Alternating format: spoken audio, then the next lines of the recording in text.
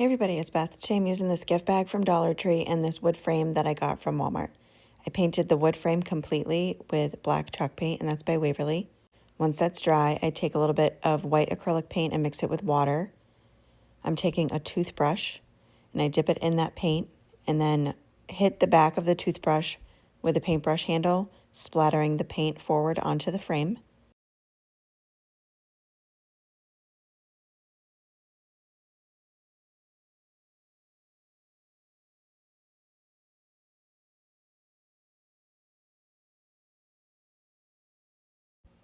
Next, I'm using the insert from the frame and putting that on some cardstock, and that's just for tracing.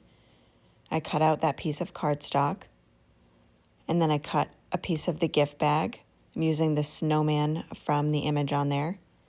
I add Mod Podge to one side of the cardstock, making sure that's covered completely. I trim down the gift bag image that I'm using. I line up the top of the image to the cardstock to make sure that I get my placement right. Smooth that out with my hands and use the heat tool to dry it. I trim down any excess paper and then put that back inside the frame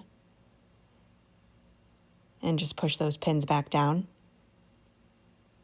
Next, I'm taking these snowflakes that I got from Amazon and placing one on each corner. And to adhere those, I'm adding tacky glue to the back of them.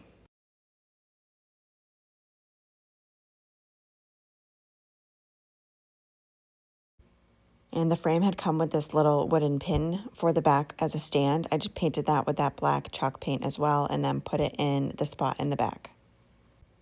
And that is it for this project. Thank you so much for watching.